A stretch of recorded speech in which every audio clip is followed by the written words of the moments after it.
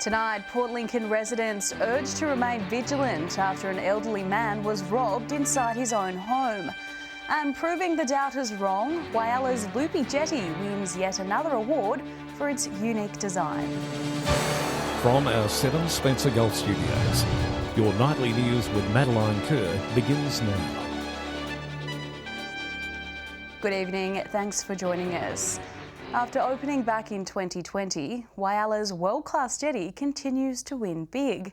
The attraction now taking out a first place award at the Urban Development Institute of Australia's National Excellence Awards. Whyala's iconic circular jetty has been crowned as one of the best structures in the nation by a panel of the country's top urban developers. The jetty awarded first prize in the Social and Community Infrastructure category at the Australian UDIA Awards. It's a fantastic achievement. I mean, we're a regional town in South Australia, and to win a national award of this level is a really good result for Whyala. The structure progressing to the national awards after winning the same category in the UDIA State Awards earlier this year. Keeping the momentum going, the jetty continued to beat projects from all across Australia, including large-scale community hubs and sporting complexes. This award is for the people of Whyala. They chose this iconic shape for our jetty, and this is a major win nationally for the design and the construction and the way that it is such a social jetty. It's something that the community love, tourists love, and well done to Whyala. The award will be sent to Council within the coming weeks, where it will take its place in an ever-growing trophy cabinet. This is, I think, the 4th trophy we've won for the jetty's design and construction.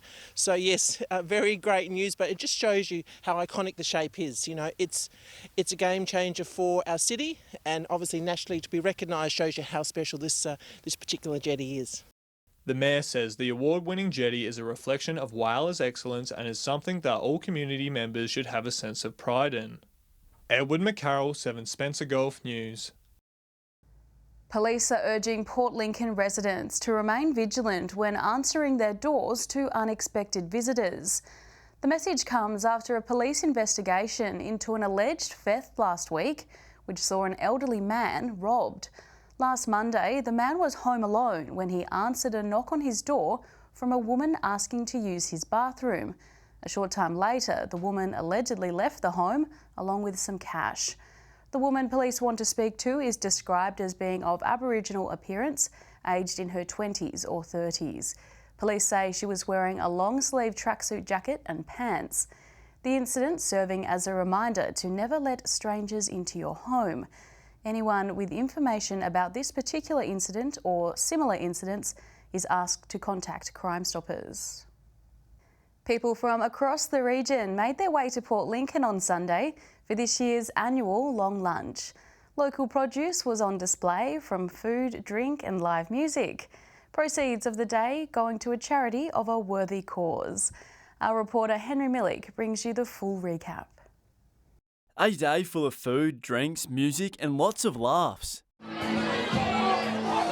People from across the region took to the streets of Port Lincoln to experience some of the township's finest cuisines. I'm enjoying it, it's really fun. I've eaten a lot of food. I feel like a lot of people are just drinking, but I want to take advantage of all the food. Others not so fussed about what's on the menu. What's your favourite thing about the long lunch, mate? The beers. Despite the day seeing large amounts of rainfall, it didn't dampen the local spirit. It's wonderful. It's like something that celebrates all our businesses in Port Lincoln. It celebrates the food, the music's amazing. Actually, I've met a few relatives and friends, so yeah, it'd be a good day to catch up with everyone. Started out at Boston Bay and a bit of live music and some nice seafood to start with.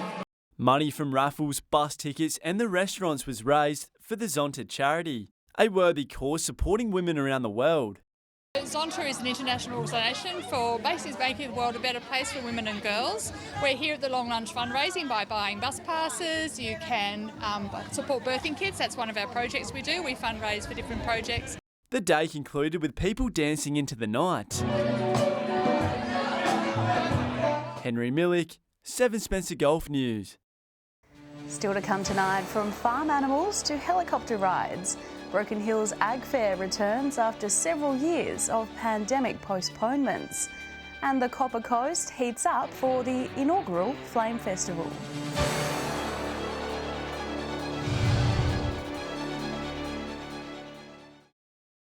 Welcome back to 7 Spencer Golf News.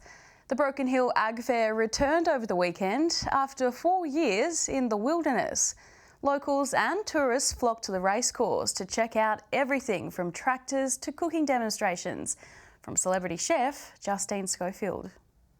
A welcome return for one of the city's long-standing events. Broken Hill's Ag Fair attracted a good crowd, with things to keep both adults and kids entertained. It's great. It's great to see the way the crowds come out to support us again. And I think a lot of the parcels have missed this event for the last 4 years, and they've come in spades today and yesterday. It wasn't only the organisers who were happy with the turnout on both days. The exhibitors were also thrilled to see people return to the event. Yeah, it's pretty buoyant at the moment, and I think, Broken Hill's fairly buoyant at the moment, and it's just a reflection of that people are confident and out and about spending money and enjoying themselves, so it's really good. As always, one of the most popular staples is the celebrity chef, with everyday gourmet host Justine Schofield cooking up a storm in the wool shed. There wasn't a seat left in the tent as the audience got a glimpse of the former MasterChef star's favourite recipes up close and personal. Ag Fair has been amazing. So it's our second day. It's so busy today. And everyone's just come out, turned out, beautiful weather, lots of food, lots of cooking. So yeah, happy as Larry. She even made one young fan's day by giving him a signed cookbook, though he did have to work for it. Yeah, I think everyone loves a freebie and a little giveaway. So, I love crepes, and I always think whenever you flip a crepe, it either works or it doesn't work. And it worked this time, so we gave away a book. Hopefully, there won't be a 4-year break before the next one. Joshua Mercer, 7 Spencer Golf News. Friday marked a historic day on the York Peninsula's Copper Coast as the inaugural 3-day Flame Festival began. It was the perfect weekend for the event to premiere, with Wallaroo recently winning 2 tourism awards, including a People's Choice. Fire, light, art, music and entertainment. With over 50 events across Kadina, Moonta and Wallaroo, there was something for everyone at Flamefest. The festival warmed up in Moonta on Friday night as Queen Square was transformed into a magical market. We're holding the first event here, which is called York's Emporium, and it's here in Moonta. Local businesses welcomed the event as it showcases Copper Coast artists, entertainers, food and venues. It will be an event that will run every 2 years in the off year of their already event, Kernowek-Lawenda. Mayor of the Copper Coast Council, Rosalind Talbot, said the event was made possible by the federal government's Building Better Regions Fund and Regional Arts Fund. Here on the Copper Coast, we have so much to offer. We have talented artists, we have wonderful produce that we need to celebrate. So this gives us the opportunity to celebrate our produce and our food offerings. Each town offered a unique experience, such as flamethrowers on Owen Terrace and the Wallaroo Silo Art Show, which is staying as a permanent attraction. There's just something on all weekend to suit everybody. It's really exciting. Mayor Talbot and community members are excited to watch the event grow and develop. If you were unable to attend this year, it's one to mark down in the diary for its next reincarnation in 2024. Annabelle Francis, 7 Spencer Golf News. Stay with us after the break. SES to give out free sandbags as more wet weather is set to impact the Spencer Golf. And runners hit the pavement in Broken Hill to help raise money for youth counselling services in the Far West.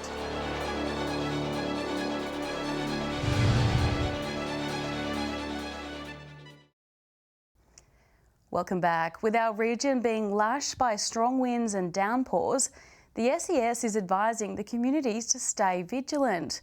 Since last night, a strong cold front and low pressure system has been impacting the south of the state, with the wet weather expected to remain into the week.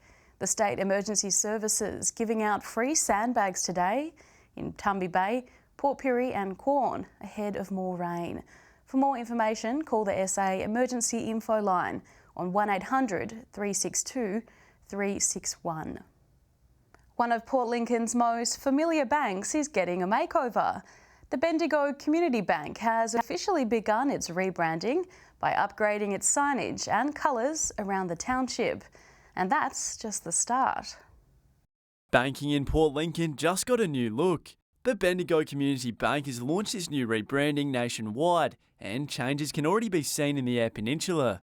Bendigo Bank probably 12 months ago, new colours, new logo, just a bit of a refresh to the brand across the board, and we've finally got our painting done, our signs up and the ATM's been done. The well-known bank may look different on the outside, but from the inside it's still the same. The team at the Liverpool Street branch remaining committed to its loyal customers. Then back into our grants, so I think it's 4.1 million is the total we've handed out since the branch opened here in 2008. Last year was about 230,000 odd in grants that were handed out. The next lot of grants applications are in August. The bank's next venture looking at sponsoring the Morlock Shield, known as the longest running country football carnival in Australia. The circle just keeps going.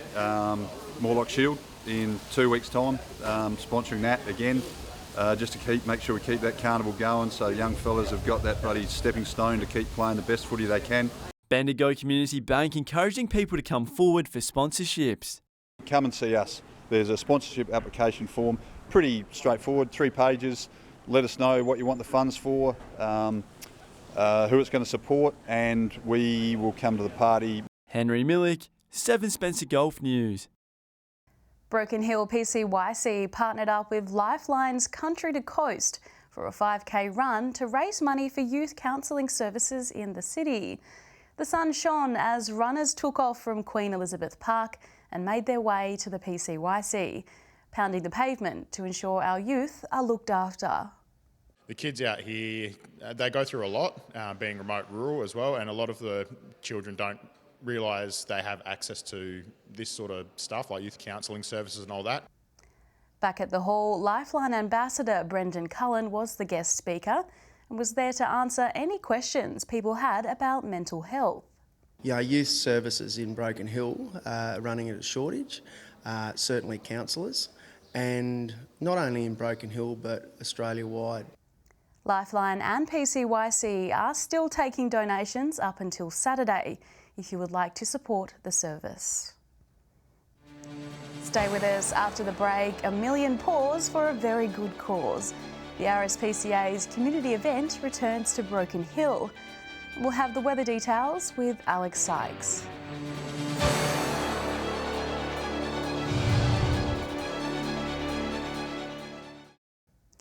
Welcome back to 7 Spencer Golf News this Monday night.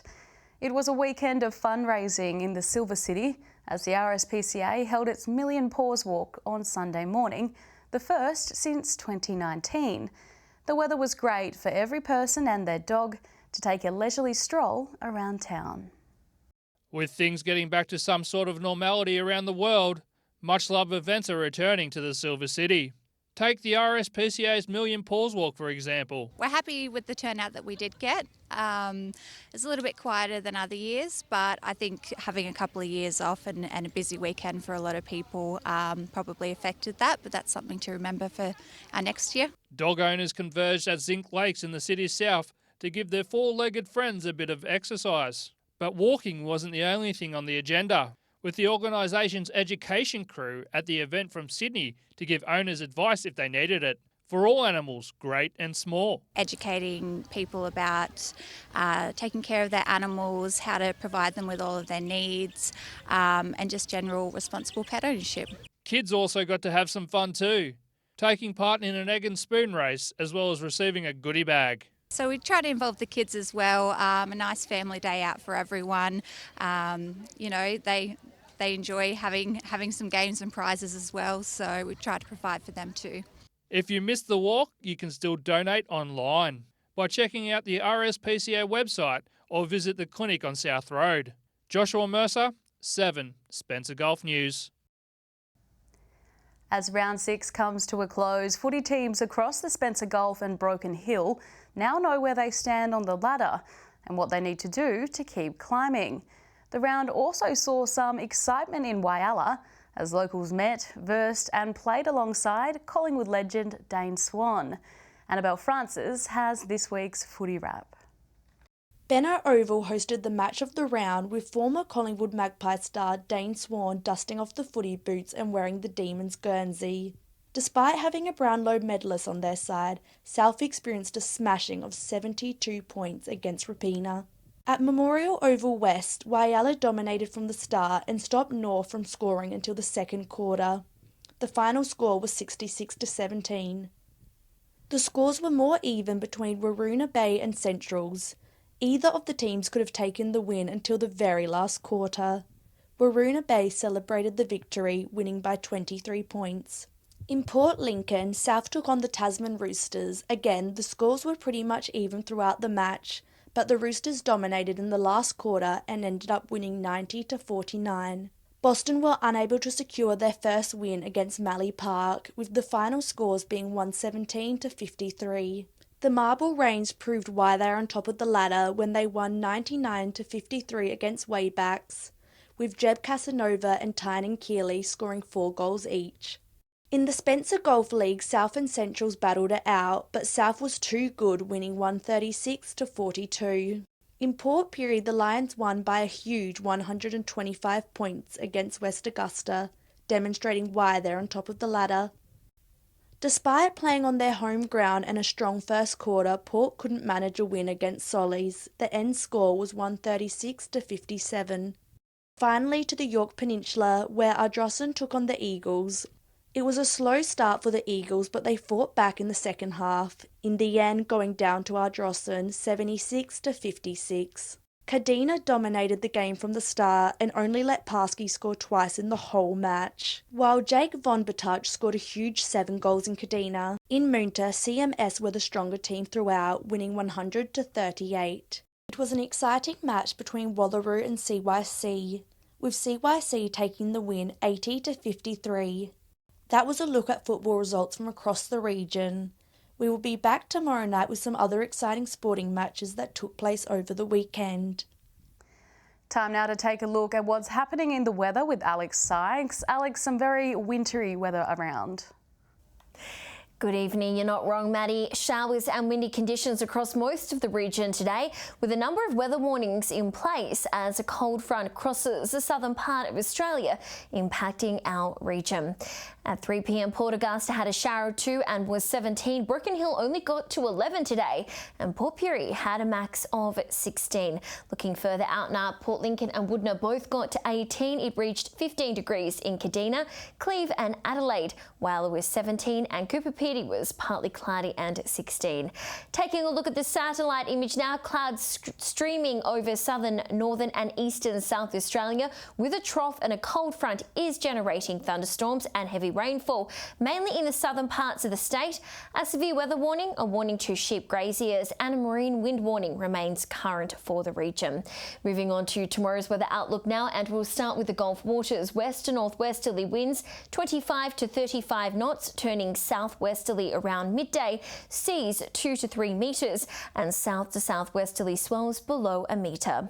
Port Lincoln and Woodner both expecting showers with a max of 16 degrees there. Cleve will be cloudy and 14. Partly cloudy in Whyalla with 16 degrees. Port Augusta is set to top 17 and Kadina is set to be windy and showers and reach 16 degrees.